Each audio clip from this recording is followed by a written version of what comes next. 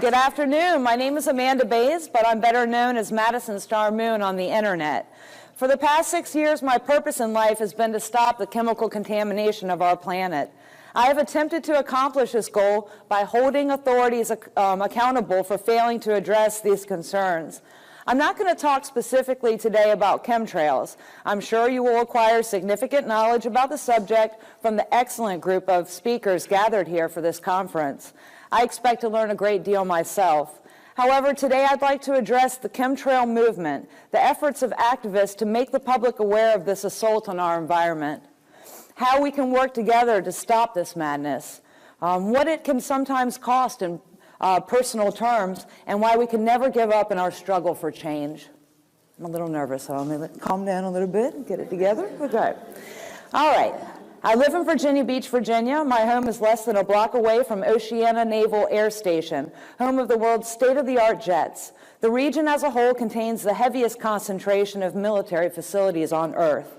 Naval Station Norfolk is the largest naval base, and there are 14 other military installations close by.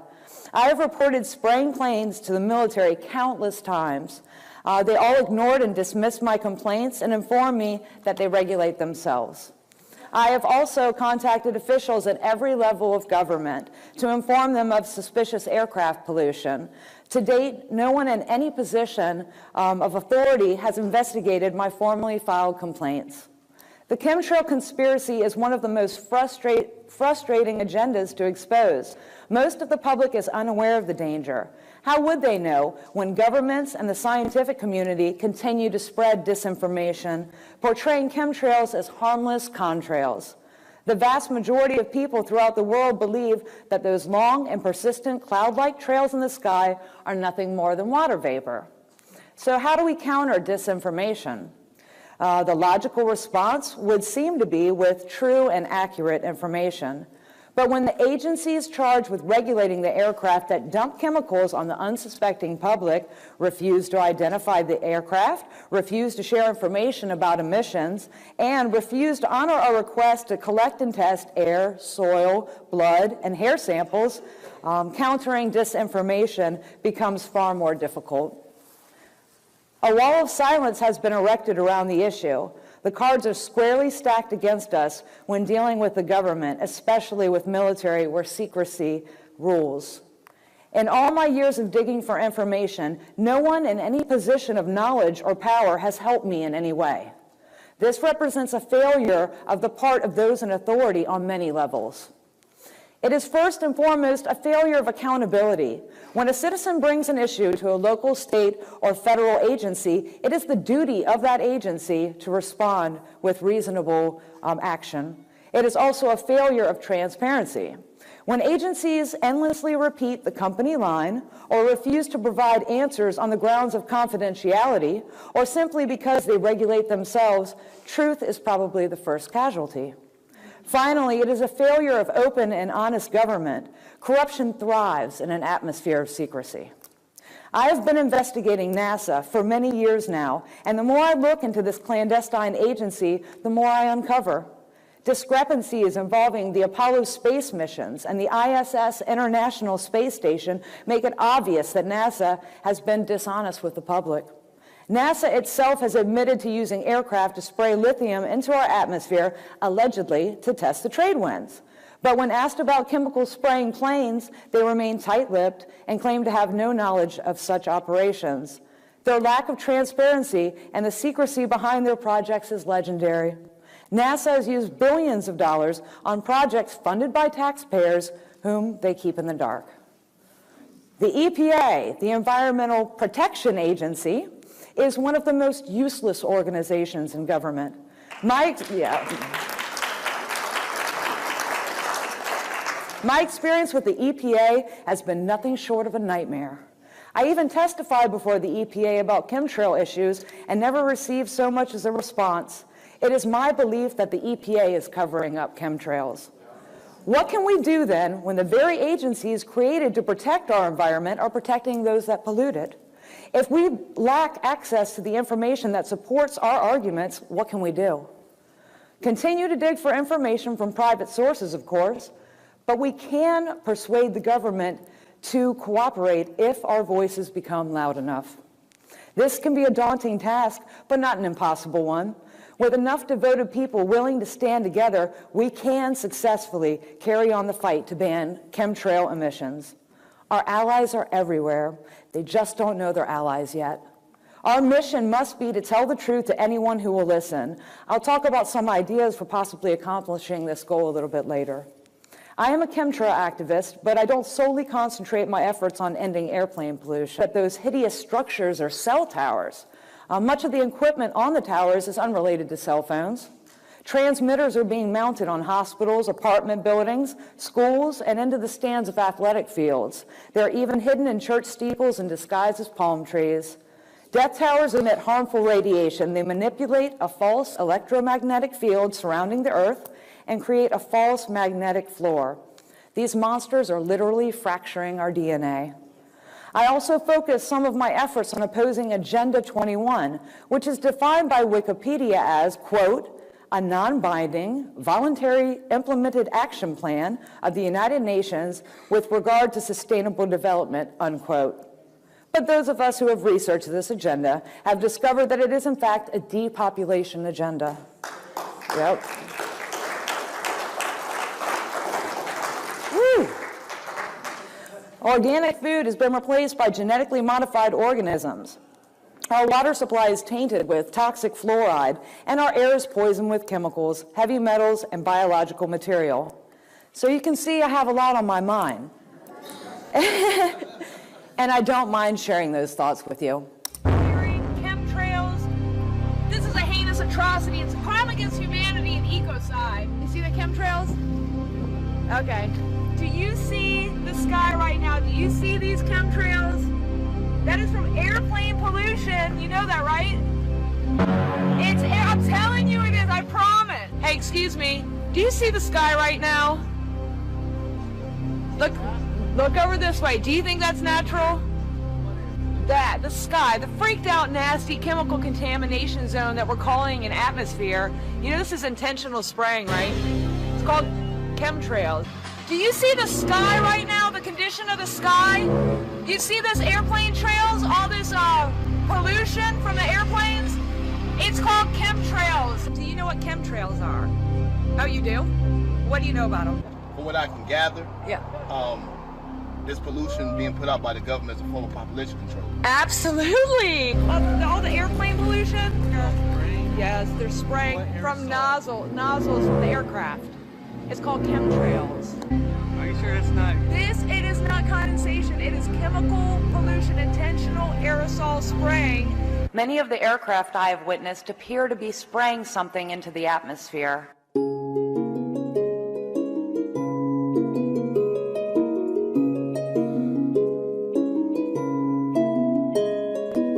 Were you the pilot? One of them, yeah. Do you know about chemtrails? No. You don't?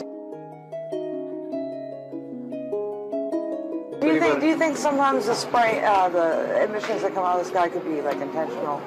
No. You think it's all just the jet exhaust and the condensation? Yeah, it's just vaporized ice crystals. There's a secret plane flying around.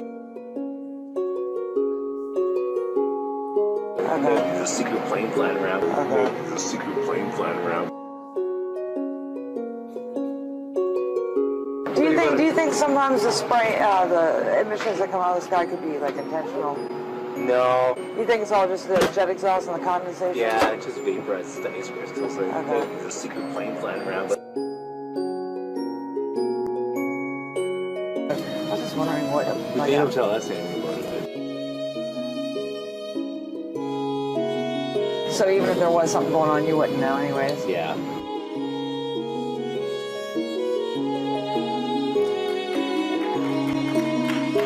Excuse me, sir. Are you the captain? Yeah. Hi, my name is Amanda Bays. I'm an activist and stuff. I was just wondering if you knew about chemtrails. No. If you did know, you couldn't say anything anyways, right? I don't know. Oh, I don't no. know what the hell it is. I mean, do you sometimes see the trails linger and then the other Oh, ones? the contrails. But you see them like linger in the sky? Sometimes. Yeah, but they don't dissipate Are you sometimes? recording me? Yeah. You should start off with that. I should what? Start off that I'm recording you. Okay, I'm sorry. All right, you just don't want to talk about it? Well, there's nothing to talk about. This nothing much. Okay. Every agency I contact. We set the emission standards for the jet engines on those airplanes. So you're responsible for the emissions that come out of the airplanes? That comes out of the engines that are on the airplanes, yes. Okay, so if it comes out of a different tube or hose, then you're not responsible for it? Right. Oh my goodness! So that's actually like a little disclaimer that you have to allow the chemtrail planes to spray? I don't know if I call it a disclaimer, but you're asking me what are we responsible for? And we are legally responsible to set the emission standards and the emission levels that the jet engines on those aircraft put out. Are the chemtrails coming out of the engine? How would we know that? I mean, what are the chemtrails coming out of? I don't know anything about chemtrails. There are contrails that airplanes put out. And there are people that cling to the idea that somebody is up there spraying something. Right. I'm one of those people. I understand. And I'm not saying you don't have the right to believe that. It's not a belief, sir. I just told you that I'm out there taking all my photographic evidence. The EPA can no longer cover this up. To date, no one from any agency has investigated my complaints. I was told to talk to my local representatives. I need to report crimes that are being committed, environmental crimes. I've already reported these for 5 years, and the EPA has not gotten back to me. Are you an EPA representative?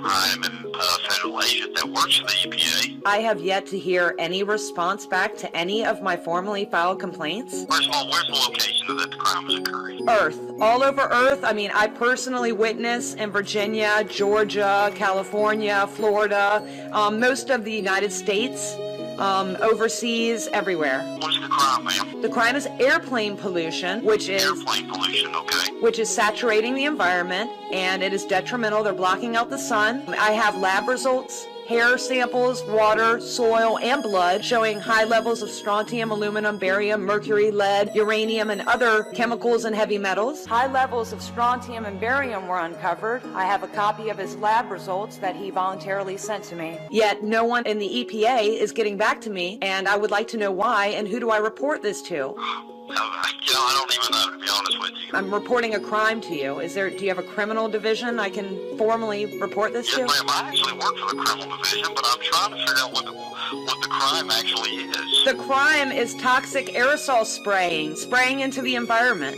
Listen, I'm not patronizing you or anything, but I'm failing to see what the crime actually is. The crime is toxic aerosols are being sprayed intentionally into our atmosphere. For what reason, I'm not going to speculate, but I document these crimes, environmental crimes, ecocide, on a daily basis. I have brought this information forward to Who are you. the violators of this? Is that my job to figure out? You're the Environmental Protection Agency. These airplanes need to be identified. These airplanes need to be identified. I have always included my contact information on the tip report and identified specific aircraft that can easily be traced.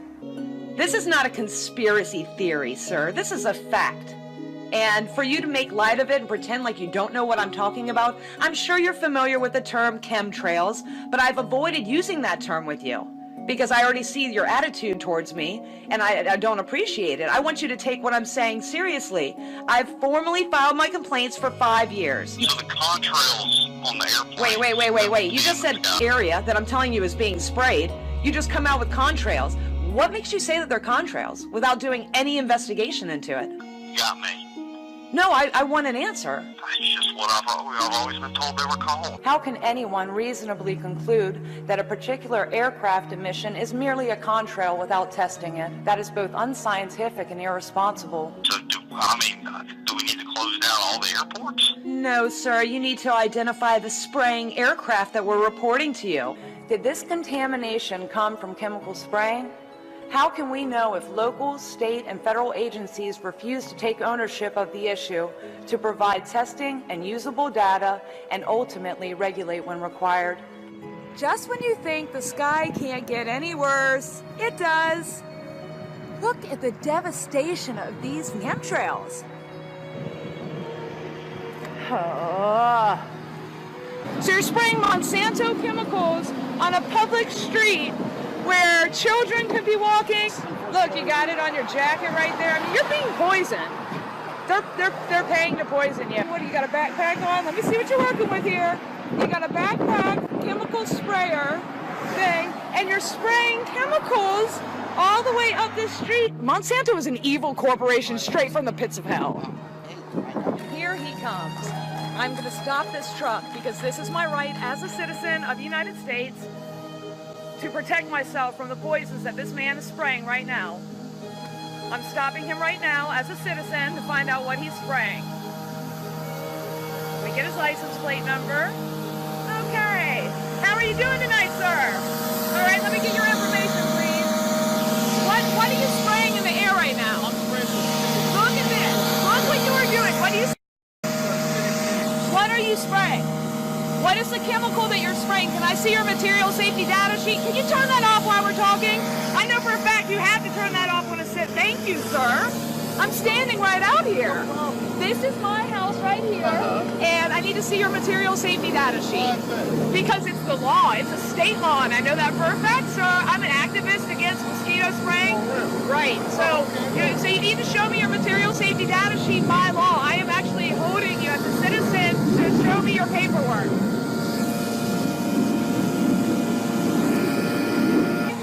All right, let's see what paperwork you have.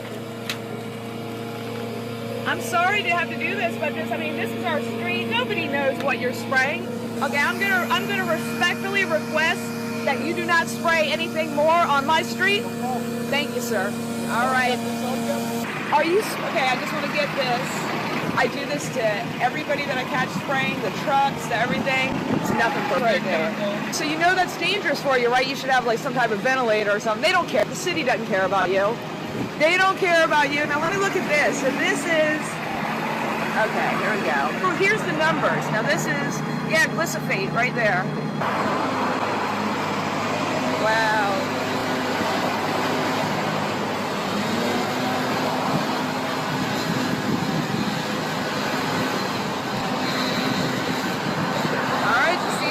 Folks, this is what they're doing. You don't do it. See, I can smell the chemical up here. Oh yeah. Yeah. Okay. Now you don't do it out on the. Do you do it out on the street in the public sidewalks or anything like that? No, I do that little part right there, and yeah. I don't know if they have anything on that side, but I'm assuming not. I'm assuming it's that. And you're not required to wear any type of respirator or anything like that? Nope. Hi. Yes. May I please speak to a meteorologist? This is a meteorologist. What can I do for you? Okay. So I just flew back and forth over the country twice. And I have to say that Virginia is obviously the most polluted area I saw. I was just wondering why we've been overcast for a week now. We had an onshore flow, a northeast flow, and it's just a marine layer that's been socked in. Okay, so it's not pollution, though. It's just a marine layer. Right. Well, what facts do you have to base that on? Are you testing the atmosphere? Wait a second. What facts do I have to base it on? Yeah. I don't understand. You said it's not. You said it's not pollution. It's water vapor that you're seeing. Okay, water vapor. Okay, so what about the airplane pollution that we see with the quote-unquote contrails that are covering the sky that create artificially overcast conditions? Yeah, but there's not enough contrails to create overcast conditions. Well, there's enough chemtrails. Do you know what chemtrails are? I'm very familiar with all of that. I believe that we're overcast right now due to chemtrail pollution. Well, it's not that. Again, it's a marine layer. This isn't chemtrails right now. This is an atmospheric thing. Hello there. Excuse me. Can you help me? I'm looking at this contamination zone in the sky, like the airplanes. I've reported this to every agency on the planet. I've reported this to the EPA. I've testified at a hearing, the FAA, the DEQ, the FBI. There's nothing that can you take a report for me for airplane pollution? Why can't you do that? It's a crime against humanity. She just walked away from me. Did you see that, guys? The police officer just walked away from me. They're still spraying over top of my house even as we speak, and I'm not going to take it anymore. Y'all cannot hide. You really can't, and it's making you look really bad. I didn't think we were hiding. You are hiding. You're hiding facts. You're covering up chemtrails. This is freaking heinous. This is repulsive. I mean, look at this shit. It's completely out of control. You guys can see this, right? I mean, I don't want to try to convince you. I just woke up to this. I'm on my way to work, and this is simply amazing. Chemtrails are fantastically horrific. That's all I can say. Check out what they have installed on the top of the roller skating rink. Come with me as we investigate this death tower.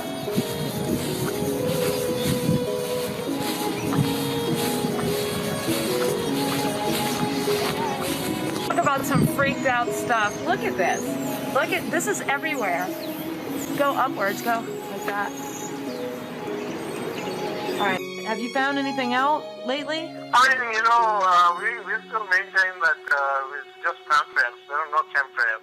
So you still are going with that story? Sorry? You're still going with that story? Story, that is the fact. I get so sick of hearing that it's a contrail when, like, nobody identifies the planes I'm even talking about. That's what really frustrates me. It's like, how can you just say it's a contrail? You guys have... Which is a major flight.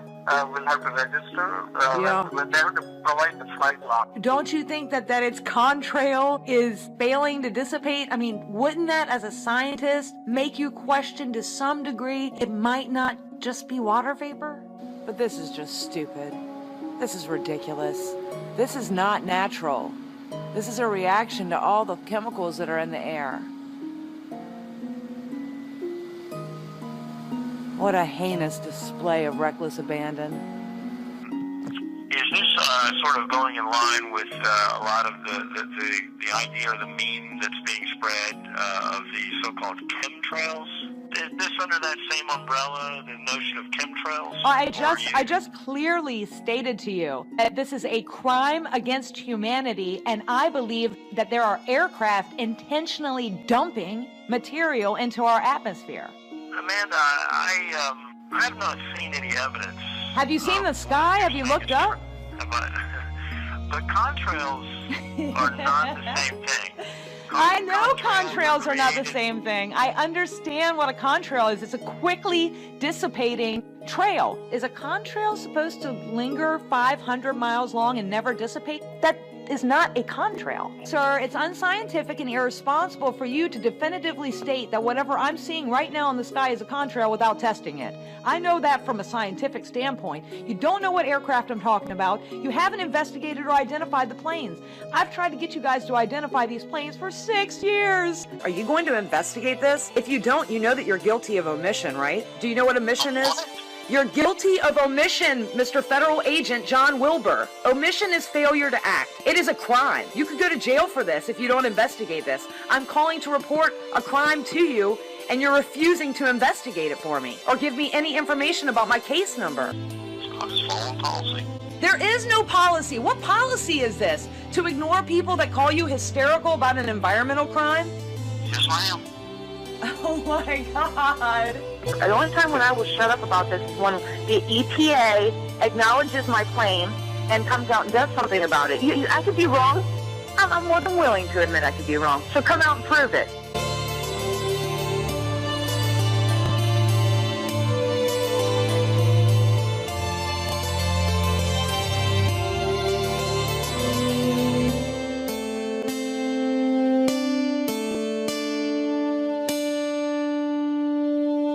Yeah, okay. Monsanto is the devil.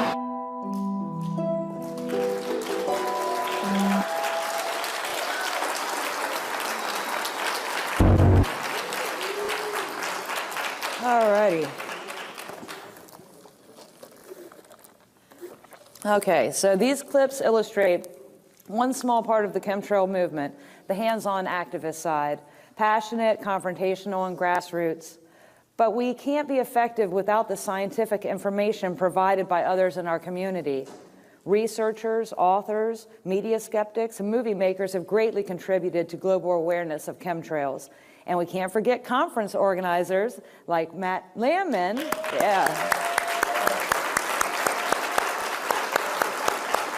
Who has spent countless hours organizing events such as the one you are attending today. Thank you, Matt, for your hard work and dedication to the movement.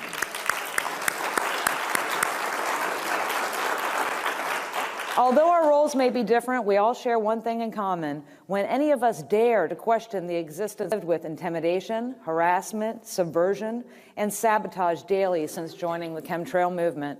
Trolls have stolen photographs of me to create countless imposter profiles to impersonate me online. Although I have never used Twitter, there is an account in my name on Twitter now. It mirrors my Facebook account, but mixes my own posts with the insane post of the troll's own creation. It contains 1,796 tweets.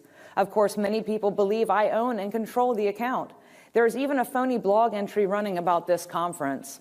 Trolls have repeatedly hacked my Facebook platform and groups. As with the fake Twitter account, those Facebook accounts are active and online now. Numerous complaints to Facebook have gone unanswered, and the identity abuse continues. This is not an unimportant issue. Fake accounts can be used to confuse and divide our community. Intense arguments have broken out over outlandish fake remarks that friends believe I made. Some have actually turned against me over posts I never even wrote. Many trolls have spent considerable time and effort to humiliate me. Disgusting photographs and videos, frequently obscene, appear regularly on YouTube and other sites. My head has been cropped and photoshopped on an unbelievable variety of bodies. And once again, Facebook has done nothing to stop it. I have developed a thick skin about most of the trolls' attempts at humor, however weak and distasteful they might be, but some practices clearly cross the line. Photos of my home have been posted online along with my address and phone number. I've been prank called at work and received nightly phone calls at 3 a.m. Trolls infiltrated the last chemtrail summit and hid in the bushes at the EPA hearing I attended. One troll has even created a comic strip portraying me as an out-of-control maniac. I have to say it is frequently funny and creative, but sometimes the artist pushes the strip too far and it becomes more than just satirical. We all need to laugh at ourselves occasionally, but cruelty and harassment is never really amusing. One group sold a, quote, Madison Star Moon blocked me on Facebook t-shirt, unquote. My mother even bought one. It's true. Okay, songs, videos, memes, photoshopped images, radio broadcasts, threads, comic strips, t-shirts, I could go on and on, but I guess it goes with the territory. However, sometimes those remarks and behavior are hard to take and they can cut deeply. You know, one particularly painful aspect of activism is the ever-present prospect of rejection, especially from family and friends. My parents are environmental activists, but they have a curious blind spot when it comes to chemtrails. They reject evidence, squash my attempts to talk with them about the topic, and openly belittle my beliefs. They say things like, why don't you focus on something more mainstream, like water pollution or fracking? They can't seem to understand that opposition to chemtrails is my passion. We have come to an accommodation, but it isn't exactly to my liking. I want them to understand the dangers and respect my efforts to fight for this cause, but that may never happen. You have to be willing to accept a lot of rejection when you stand for the truth. And the hits get easier to take as time goes by and you learn how to roll with the punches. I have a few suggestions for those of you who share my conviction that our cause is just and worthy of your time and effort. First, make the most of your own strengths. Each of us is different with individual personalities and skill sets. I don't think most people would feel comfortable confronting public officials. So do something else. If you're talented in art, make some posters or create drawings for the internet. If you're a good debater, weigh in on interactive. Is to go out on a day when chemtrails are the heaviest and point them out to people, both the people you know and complete strangers. Look at the sky. Does that look normal to you? You know, appeal to their common sense. This will free the way for discussion and possibly unlock their minds to this agenda. Arm yourselves with knowledge and information. Attending conferences such as this one is a step in the right direction. Use social media. If you find something interesting, share it with other people. Support others in the movement. I mean, it can get lonely out there, and encouraging words at the right time can do wonders. There are so many amazing and hardworking activists out there dedicated to protecting the planet. Just look around. Everyone has the power within themselves to make a difference. You just have to believe in yourself and keep hope and faith in your hearts. Ignore the naysayers. They may outnumber us, and there are probably some here in attendance at this summit. They don't like us. Some of them passionately hate us. But I'm reminded of what Franklin Roosevelt said when he was opposed by wealthy business interests, the Monsantos of their day. Quote, they are unanimous in their hate for me, and I welcome their hatred, unquote. He was right. The hatred of the trolls can be a powerful indicator that we're onto something. I don't mean to suggest that I'm some type of martyr. No one has put a contract out on my life that I know of. And I'm not being forced to choose between speaking my mind or drinking poison like Socrates. Quite the opposite. My involvement in the chemtrail movement has brought me much joy and meaning to my life. I have come to know many wonderful fellow activists whose concerns for the planet and the people who inhabit it has inspired and energized me. We are part of something truly important. Other generations had to fight to abolish slavery, to overturn tyrants, to establish human rights for everyone. The great challenge of this generation may be to save the earth as we know it. Think about it. Yep. Chemtrails make people sick, they pollute the planet with toxic chemicals, and they create hazards for future generations. The one thing you have to do is persist. Giving up is the only way to ensure defeat. Our world needs each of us to fight like there's no tomorrow, because tomorrow is precisely what we're fighting for. Maybe a comparison to Socrates is in order after all. Perhaps the choice really is to either ask critical questions to those in authority or allow ourselves and our neighbors to be poisoned by toxic chemicals from the sky. We have to become an army. Become an army of men and women fighting for a cause that couldn't be more basic. Clean air is our mission, and together we can achieve our goal. I want to end my remarks today the way I always close, with the words of Winston Churchill, because our movement will live or die by the substance of his words. Never give up, never give up, never, never, never. I'm thrilled that I'm very impressed that Portlandians come when it's so nice out, and that you're here to learn about this technology, because it is a technology. I today will not have to go through all the elementary parts about the chemtrails. I'm very appreciative of the people who've spoken today, so that I can move on to yet another aspect of the technology, a very important aspect that my next book, which will not be out till January, is going into. And that is, the title is Under an Ionized Sky, From Chemtrails to Space Fence Lockdown. So today, that's what I'm going to spend time on, is just to give you an idea of what this technology that we are now experiencing, some of the grander scale agendas that this will serve. And again, I will concentrate on the military, as long as you understand it's the military-industrial intelligence complex. And that this is, I don't have any solutions at this point. I think for me, my main commitment is to educating the public about what is really going on. And recently, when David Keith, et cetera, came out and began to normalize the geoengineering piece that we've now been under for 2 decades, since Clifford Carnicom first started doing collections in northern New Mexico in the late 90s, we see now that this is not going to go away. Some may have hoped that when President Trump entered office, that perhaps he would do something about this terrible technology. The truth is that this technology is entirely too valuable to other agendas. There is no way that it will be stopped, no matter what administration is in the White House. So the way I look at it is this. We have our health to protect. We are facing an opponent who has all the guns and money and all the lies, all the media at their disposal.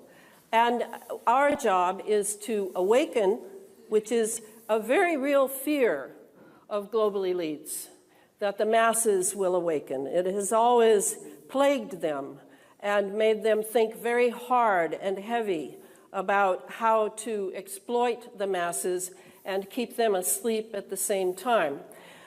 This is our job. As I said, and someone reminded me of today, I was on an interview from Caravan to Midnight, and I said that, you know, this is my watch. And that is the deepest thing I can say is, why do I fight so hard if I don't believe that we can stop this easily? It is because this is happening on my watch. And I will not leave the earth with my death without having done everything I can on my watch. Yeah.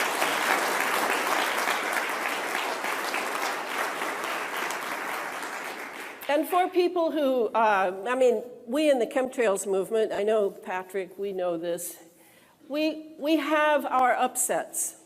We have our arguments. We don't all agree on the delivery system that is going on in the skies and in the GMOs and the vaccinations.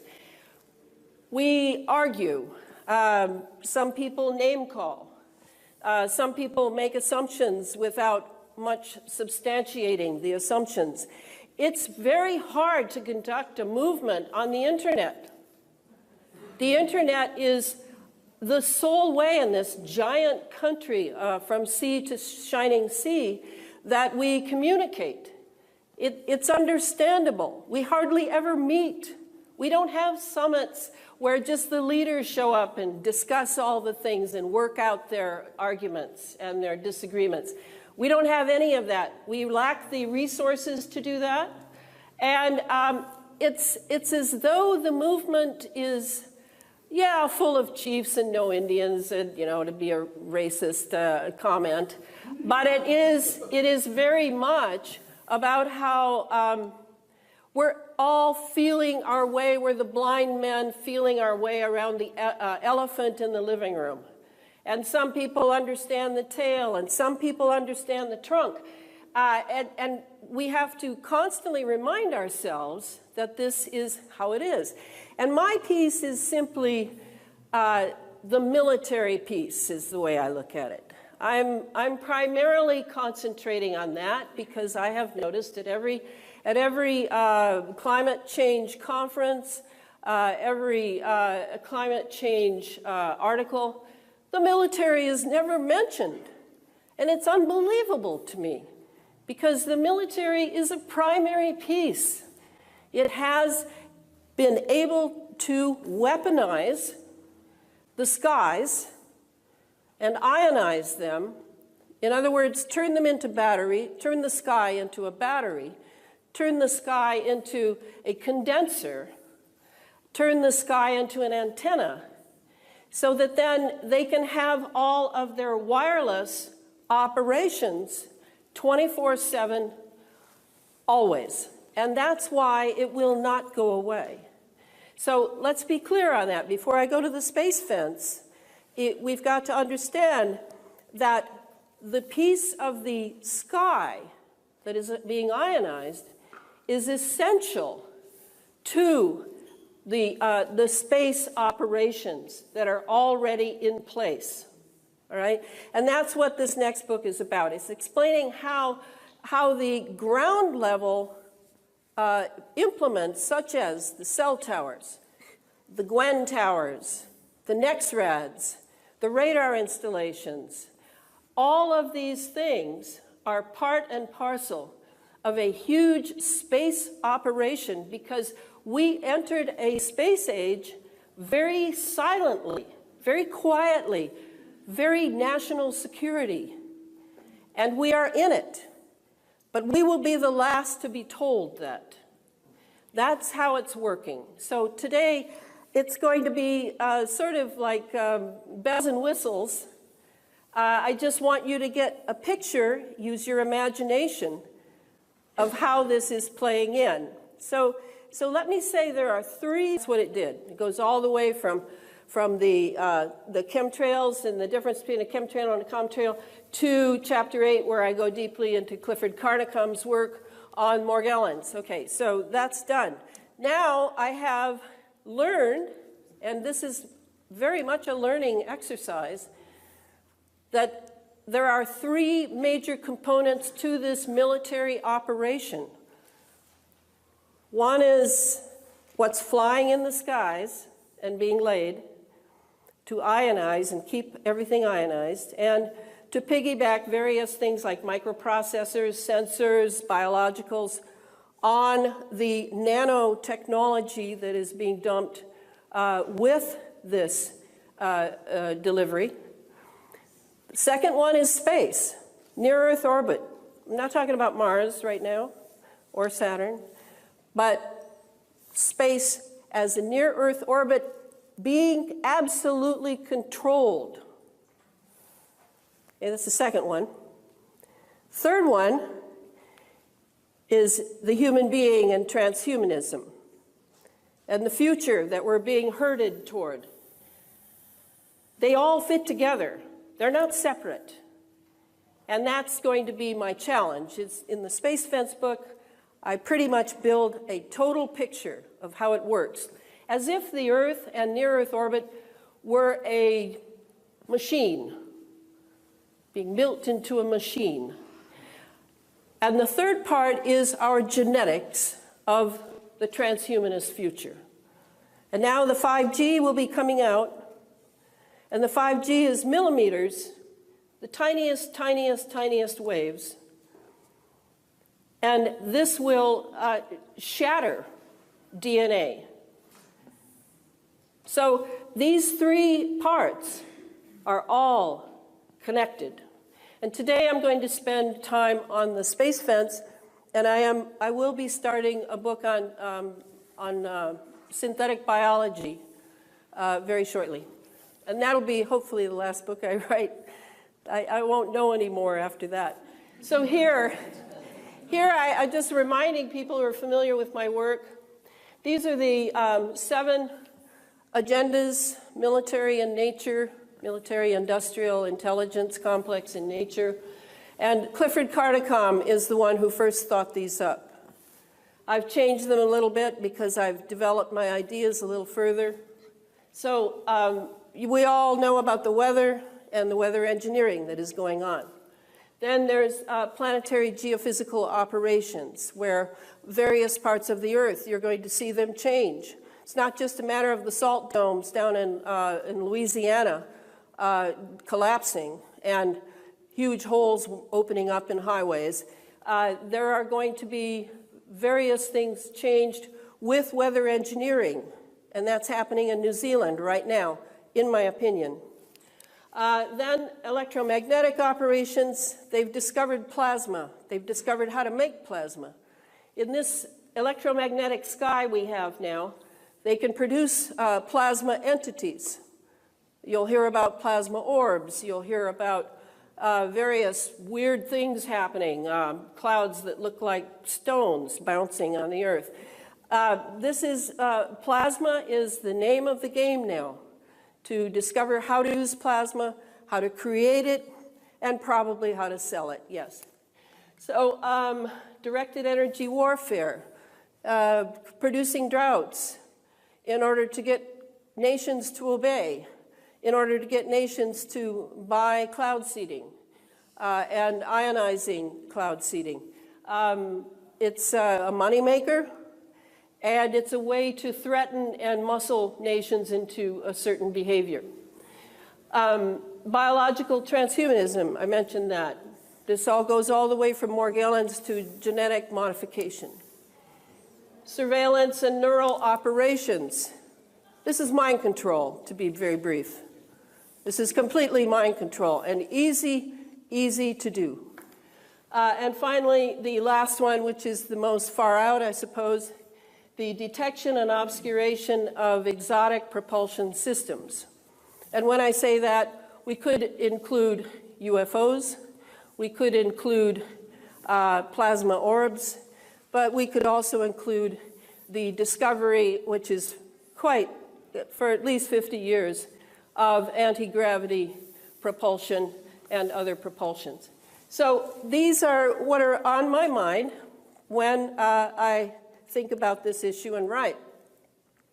Now there is a new agency, intelligence agency, the NGA.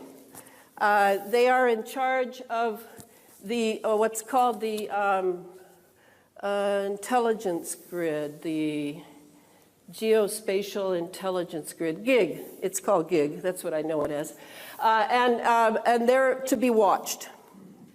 Here is kind of what they look at when they're working with the weather, or when they're working with planetary adjustments, such as CMEs, solar winds, all sorts of things. Because yes, this technology has the capability of affecting cosmic weather as well as earthly weather. And now we get to have a little movie short. And this is Lockheed Martin, you know, one of my favorite military contractors.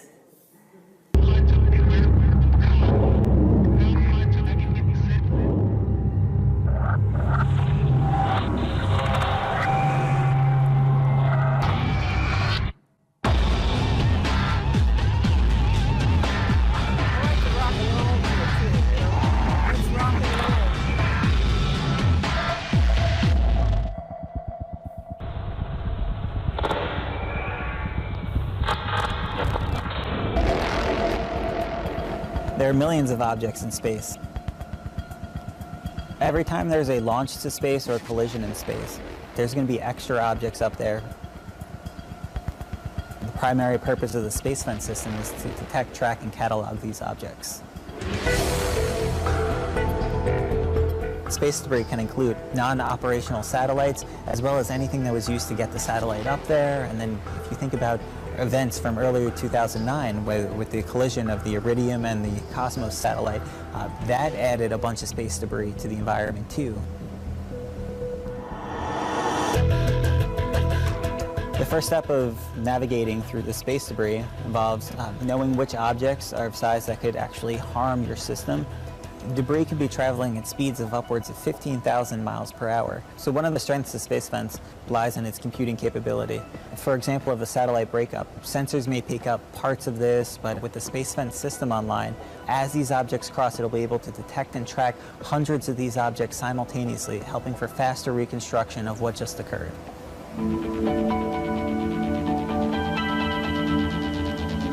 The importance of the program really comes to increasing space situational awareness. One way to measure this is through the size of our resident space object catalog.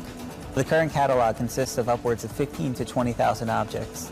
The point of Space Fence would be to increase this 15 to 20,000 tenfold, so now you're looking at a few 100,000 objects in this catalog. The power of this information really comes from turning it into actionable pieces of information. What this means is when you're planning a launch for a new satellite or the shuttle, you can navigate through the space debris. Okay, so what he's concentrating on is debris, and it is one of the functions of the Space Fence apparatus to count the debris in space. We now have CubeSats. Cube satellites, maybe about this big, about 12 inches square cube, that are up there, thousands and thousands and thousands of them. They're being sold to private corporations. And yes, there's a lot of space debris. What he's not saying is that the Space Fence apparatus will also be able to count what's on the Earth and surveil to a degree beyond belief on the Earth. Forget the postage stamp. Go smaller. So this is what is also being cataloged. So wherever he mentions space situational awareness, remember that includes us, because situational awareness is a term you will find often in anything having to do with life on Earth. We are now the studied species in preparation for the transhumanist future. This is just a picture here of some of the predictive programming we're undergoing in Battleship 2012. You see the roundness, you can see the straight spike up. Okay, so energy, that would be a bit of plasma energy going straight up, not a laser. Laser would look different. And then the roundness. And then here we had a TV show called Under the Dome. I don't have a TV, so I missed it. But you see the dome there. and that is part of the plasma Tesla dome that Tesla talked about and is now here. The plasma dome can be created over small areas such as HAARP in Gakona, Alaska. My friend Billy Hayes, the HAARP man, was flown up there in a C-130 to view it as it was being made and then to view it as it was taken down.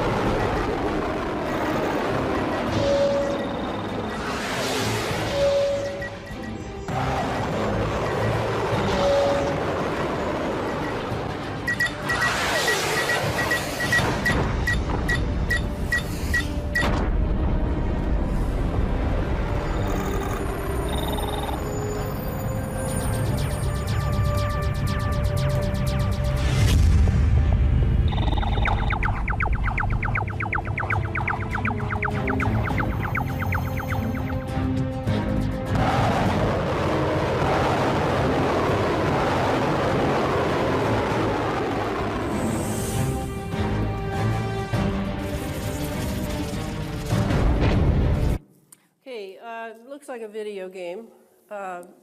One could only hope that it would be, but this is technology. Notice that it all took place in our atmosphere. This was not in near Earth orbit. This was here.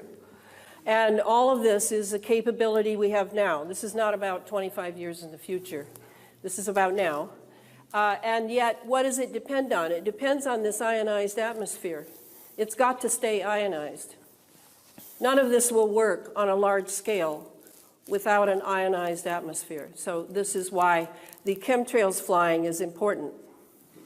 Now, I'm just going to show a little bit of this. It may sound way off base, but we are, of course, media junkies. And you will have noticed these news shows that have this same orbital shape as a graphic design. And this is this fellow's take on it for mind control programming and reprogramming us to be used to this form.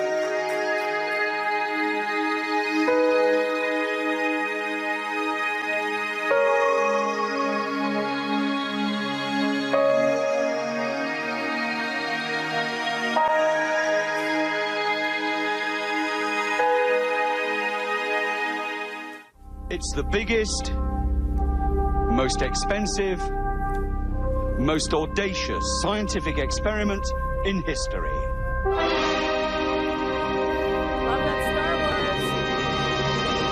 Physicists believe it will answer the most fundamental questions about the universe. The LHC is so big it straddles the Franco-Swiss border at Ern near Geneva. It's essentially a circular tunnel, 17 miles long and 300 feet underground. The really clever stuff is inside.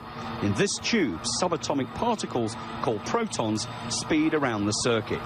Powerful supermagnets pull them round faster and faster, 11,000 laps a second. Two beams traveling in opposite directions are steered into a collision that has happened since the beginning of the universe, in the first billionth of a second of the Big Bang.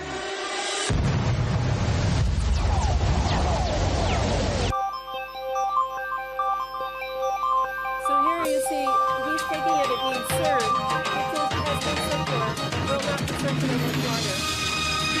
But it is definitely the space station that is being rapidly implanted in us.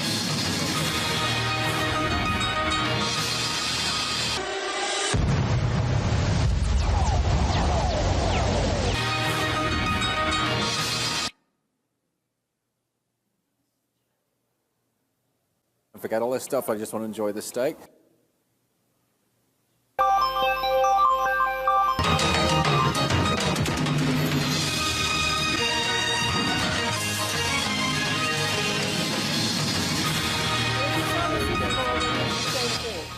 Вітаю вас, 11 у Києві, на 5-му час новин. У студії з вами Катерина Кельбус.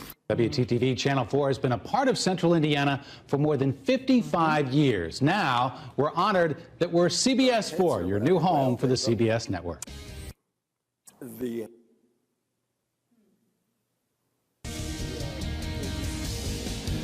pull people to a certain angle or another angle. Okay, it's going to be financial collapse. Or whatever. It'll be the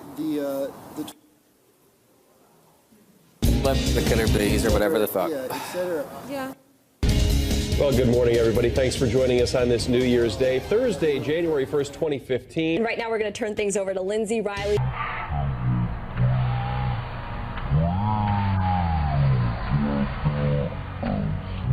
Clouds, the sun, the poles. All right. Good morning to you all at home, and Happy New Year. Okay, that's enough.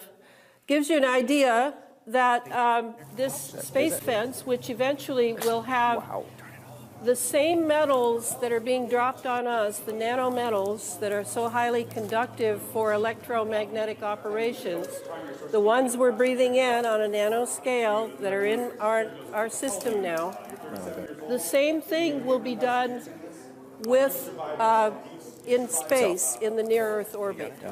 The same metals. They're on the same network? And that's part of creating it as a ring around the planet that eventually circumferences the equator. Okay? So we will look like Saturn from space when this ring is done. And if you think about the ring of Saturn, of course there are rings, you have to wonder if there was a civilization there, and if these rings were possibly used for communication on planet and off planet. Oh, I'm so glad it's like, oh, it was the Jews or something. At least it wasn't like, yeah, it was all good stuff. Oh, really? Yeah, Huh? see, I don't even, okay, I know exactly that part of that is true. Oh, it's Patrick. He's out there with his mic on. I was like, wow, Patrick, where are you? That's so funny.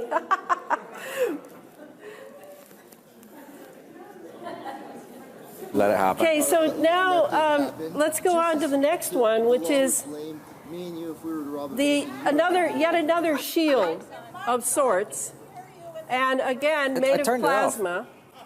I turned it off. It's off. It's powered off. No, it's off.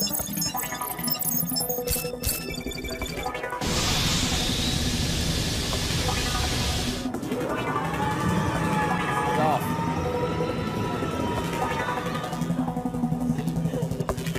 No, I just unplugged it. It was powered. I powered it off.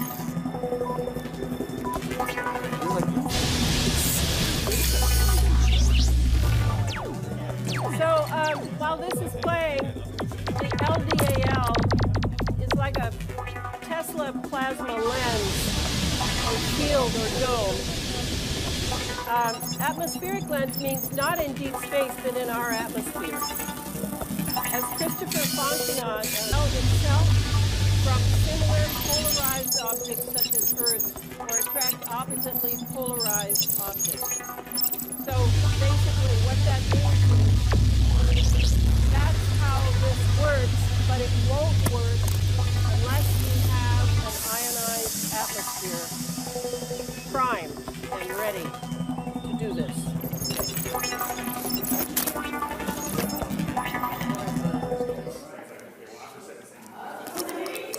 That's your microphone. Now here, Jim Lee, whom some of you know from climateviewer.org, talks about, I'll just use a bit of what he says, about how the LDAL that I just showed you and talked about is actually HAARP technology rebranded.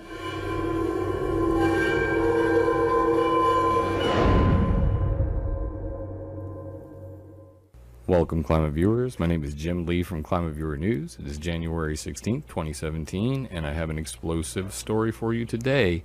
The future of spying Earth's atmosphere can be turned into a massive surveillance system using lasers, scientists discover. Now, they're talking about an atmospheric lens, using lasers to create an atmospheric lens to spy on people. And this system is called the Laser Developed Atmospheric Lens. Where have I heard this before? It sounds a lot like HAARP. But let's get into that technology real quick. Atmospheric thermal lensing and laser resonators. Anybody knows anything about me knows my middle name is Resonated. And that this technology was published back in 1995 here. And there's a paywall here, so I went and found a PDF for you. Links will be in the details. So atmospheric thermal lensing and laser resonators, right there, you can read all about it, but it's generally the same idea as what we've seen with HAARP. So what are we talking about? We're talking about geophysical warfare. Others are engaging in even an eco-type of terrorism whereby they can alter the climate, set off earthquakes, volcanoes remotely through the use of electromagnetic waves. And that was Secretary of Defense William Cohen speaking at the Terrorism, Weapons of Mass Destruction and U.S. Strategy, Sam Nunn Policy Forum in 1997. Nothing to shake a stick at there. And what are we talking about? This artificial ionospheric mirror. We are over here on climateviewer.com/HAARP.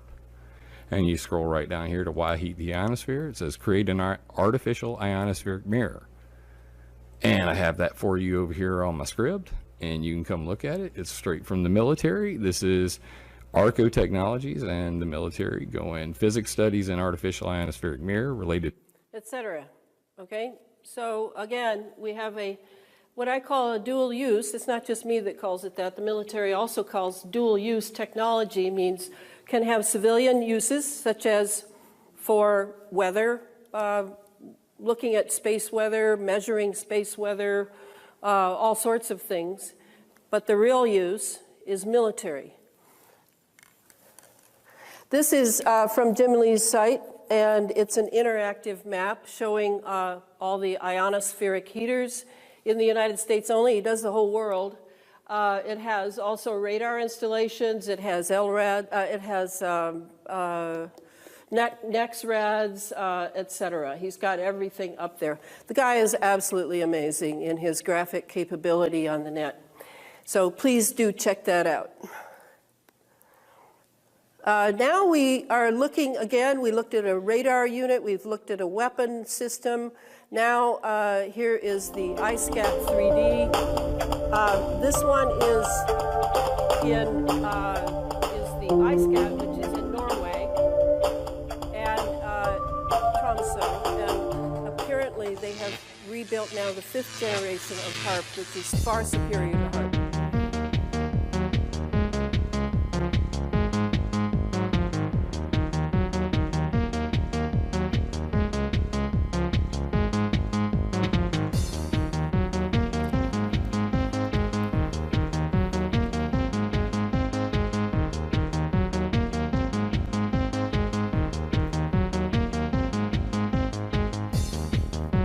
It's from, kind of, Dutch Sense is showing you what iSCAT 3D put up as their cool stuff. Notice how big it is. This overall array is much larger than the IRI antenna instrument at HAARP in Gakona, Alaska. And it works on FM frequency bands. In fact, it sounds like Northern Europe is about to ban all their FM radio stations for the plebeians like us, and they're taking over the band's frequency to be used for iSCAT installations.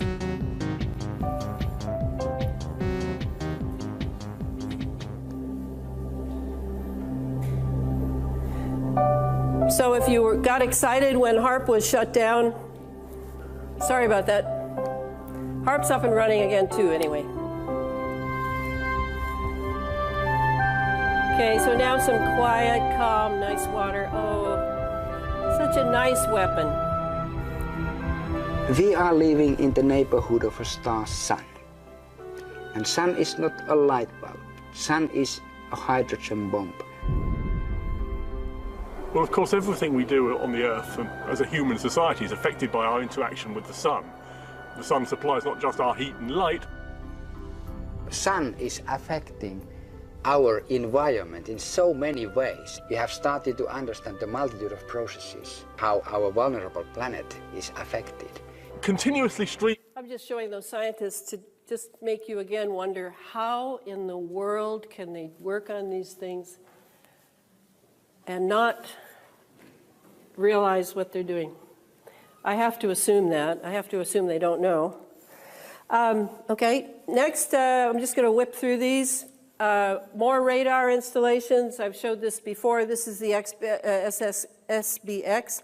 They're all mobile now, and they're even smaller than this and more powerful than this.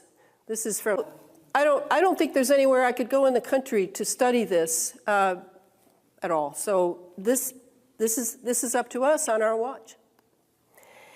This is just a quick, that's jet traffic. And then we have, of course, the wonderful holography.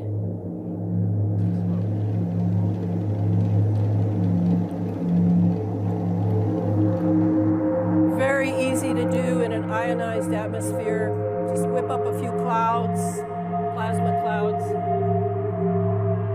This machine is on a plane. But without the plasma in the atmosphere, you can't do this.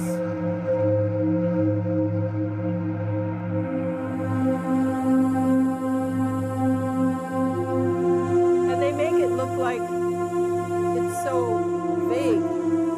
They can make it much clearer than this. Much clearer.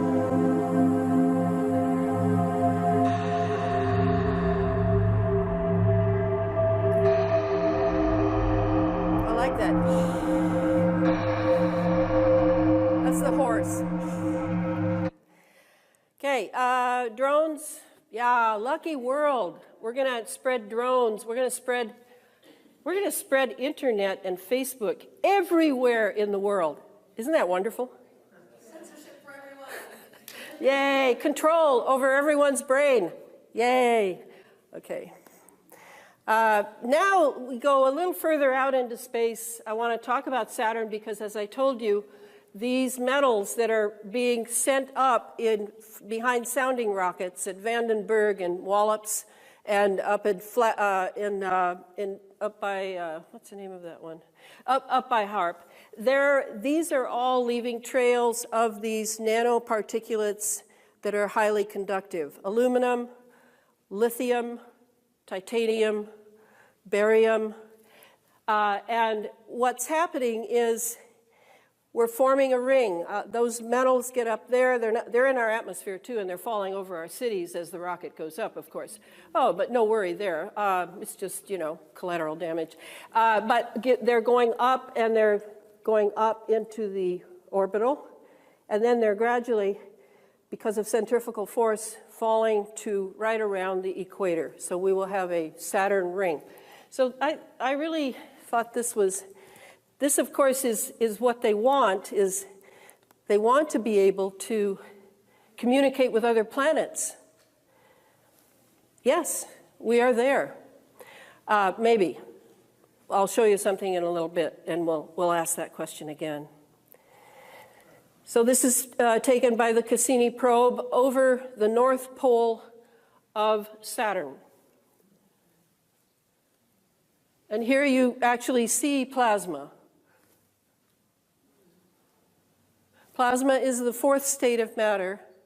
It can be a gas, it can be fire, it has various phases in between. So a hexagon. The sun is looking like a hexagon these days. Yeah. The hexagon is very important in the geometric nature even of the atom bomb or the hydrogen bomb or any plutonium bomb. Any type of nuclear device is geometric and usually hexagonal. Very important. Okay, so that. And now I just wanted to mention the Van Allen belts problem. You must know that we supposedly went to the moon in 1969. I want to speak for these conspiracy tinfoil hat people that it is very possible we didn't, because the Van Allen belts are tremendous radiation, and they would have had to wear lead suits and had lead lining the rockets, and there's no way you could get those rockets up carrying that kind of weight. So the Orion test flight, liftoff to splashdown, and they basically talk about, what needs to be done in order for this project to take place. And so NASA engineer Kelly Smith is on there, he's explaining stuff, but he says something really interesting. So let's check this out. As we get further away from Earth, we'll pass through the Van Allen belts, an area of dangerous radiation.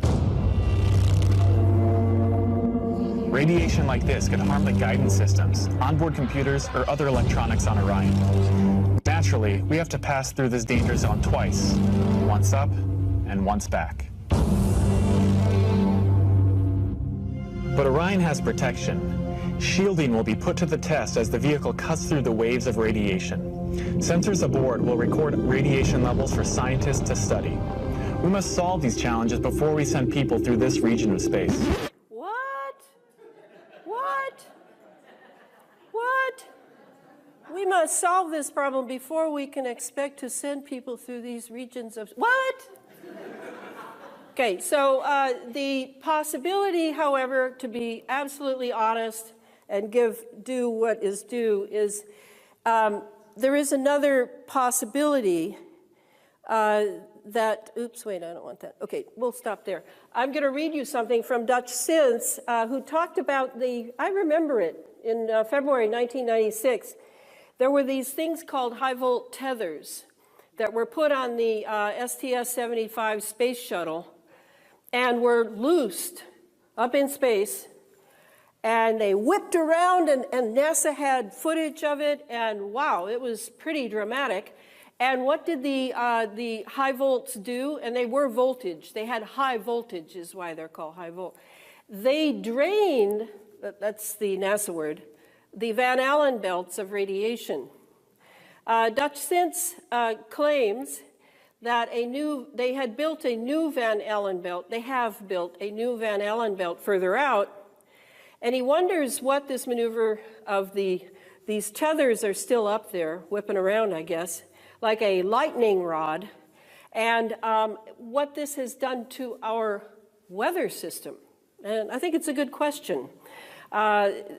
It's up there. Nobody's made any effort to bring it back, grab it, anything. No, it's serving some sort of purpose, and it's possible that it has succeeded in ameliorating the radiation of the Van Allen belts. It's possible.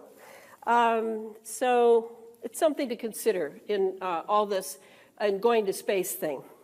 Now, besides the anti-gravity propulsion craft that Nick Cook, aviation reporter and editor of the famous defense trade journal Jane's Defense Weekly, discussed in his excellent 2003 book, The Hunt for Zero Point, Inside the Classified World of Anti-Gravity Technologies, other thrusters for vectored craft are being explored. And here's one. This microwave thruster is completely electric.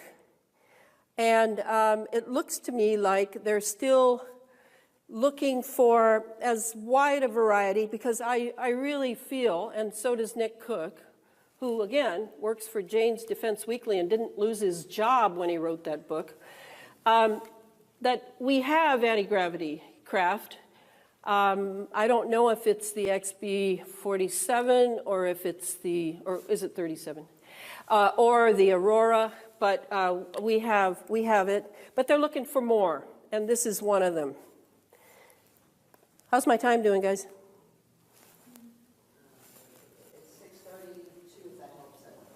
Okay, I think it's time for me. So this is the present cover of Under an Ionized Sky. As I said, it'll be out in January.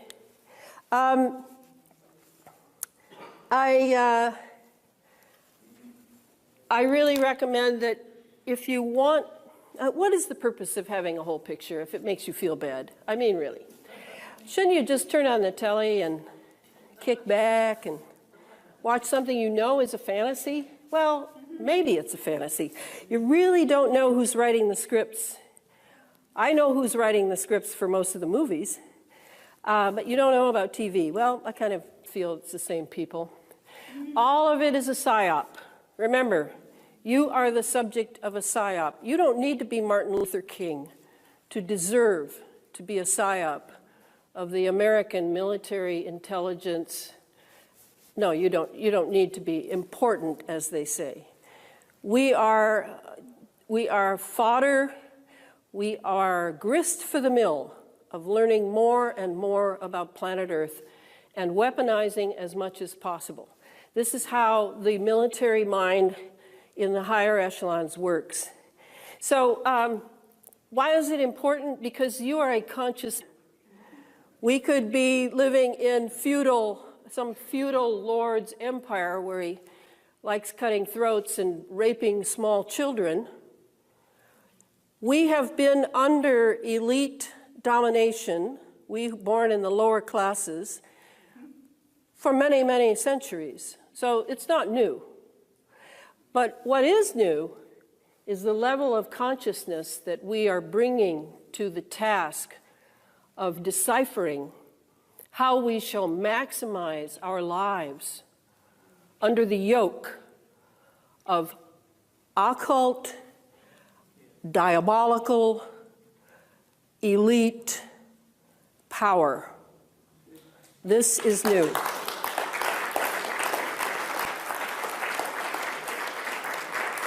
And I maintain, I am not targeted at this point. I have been targeted 3 times. I definitely got the message.